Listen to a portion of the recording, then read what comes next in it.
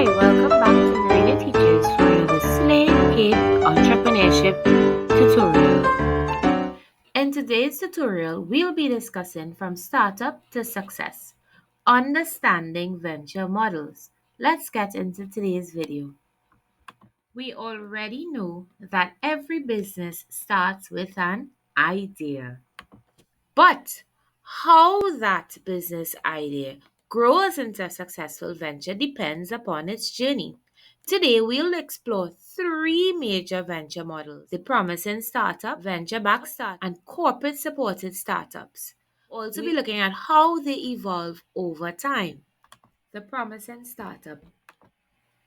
Meet Alex, an ambitious entrepreneur. Alex has an ambitious idea but little funding. This is how most ventures begin, as a promising startup. Promising startups usually rely on personal savings, small loans, or crowdfunding to get off the ground.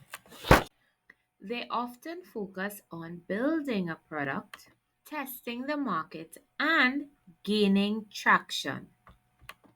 But as the demand grows, so too does the need for more resources. And this brings us to venture backed startups. If a startup shows strong potential, it may very well attract venture capitalists. These are investors who provide funding in exchange for equity or a stake in your company. This now transforms the business to a venture backed startup. Now let's get back to our friend Alex. Remember that Alex started off as a promising startup. The business started to pick up, he started to improve, and now he wants to scale his operations or get bigger. So, if Alex decides to go with venture capital will certainly give him the finances he needs to hire more staff, train his existing staff so that they can expand the marketing, handle customer queries, grow that business, and most importantly, they can help improve the product. But investors expect growth and fast. This means that our friend Alex must prioritize rapid scaling, aggressive expansion, and a focus on profitability. On another note, for the venture capitalist, venture backing is like a catch 22. It's a high reward, but it's also a high risk. Yes, some of these venture backed startups become highly valuable companies who generate massive returns for their investors, and some even become industry leaders. Some examples of successful venture backed startups include Facebook, Google, and Airbnb, to name a few. When companies such as these, which may have started off as venture backed startups, explode into multi billion-dollar companies, those investors who were early to invest receive huge payouts. And while it might be tempting to paint this wonderful heavenly picture of venture capital, the reality is that many startups fail despite receiving venture capital funding. Despite how promising startups may seem, there's actually no way to guarantee its success. And investors will often put money into companies with uncertain futures. It's a little bit of a gamble, and many times they lose their entire investments. Furthermore, rapid scaling can also lead to operational and financial challenges if the company cannot manage its growth effectively. Moreover, customer demand, market condition, competition, and even poor execution may cause the startup to pivot or even shut down. Now, this brings us to our third type of venture model, the corporate supported startups. Let's talk about the power of big business. There's another path that startups like Alex can explore.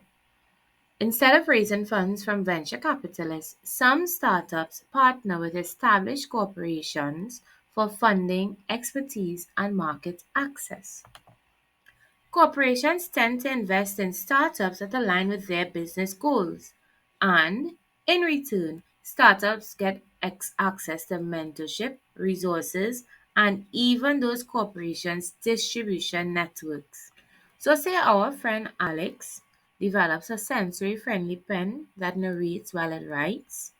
If he partners with a corporation who develops other sensory friendly products for children with special needs, instead of starting from scratch with research development, he can gain access to a lot of knowledge, he can learn from the company's best practices and their mistakes to take the fastest route to become successful. This helps Alex because he can also access their customers who already know that brand and trust them already. And when Alex's company takes off and becomes profitable, this also benefits the corporations who have invested in Alex's company. So in the end, they both win. Now, all of that may seem all well and good, but corporate supported startups must balance their innovation with the corporation's expectations. While some thrive, others face a lot of restrictions on their creative freedom. Now we're almost to the end, but let's recap quickly before we move on. So, first, we looked at the promising startup. That's a small company that has a great innovative idea. It shows a lot of potential for success, but the owners are usually limited in funding, so it kind of caps their growth.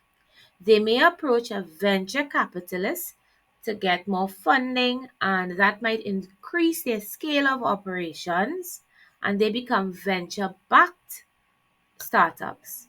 Or they may choose to approach large corporations and they receive mentorship, training, access to the distribution and networks, customers of these corporations, and they become corporate supported startups.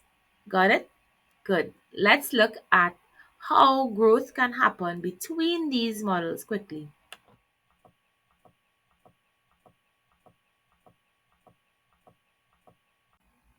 I hope this video helps you to realize that businesses are not locked into one model forever. A promising startup can become a venture backed startup and it can also become a corporate supported enterprise. Similarly, venture backed startups can go on to go public or they can even be acquired by larger companies or enter into mergers. So transition between the models is possible and of course sometimes some businesses also fail and never make it past the startup stage. No matter the path, success depends on market strategy, adaptability, and strong leadership. But most important, it is dependent upon discipline and hard work because when opportunity knocks, it is hard work that often answers. So now that you understand the different venture models and you understand how startups grow, tell me which model excites you most? If you are thinking about starting a business, which model do you think that you would adopt? And tell me why in the comments below. Remember that innovation, funding, and strategy go hand in hand, but also your success depends on the strategic alliances that you may create. It can certainly help your business to grow.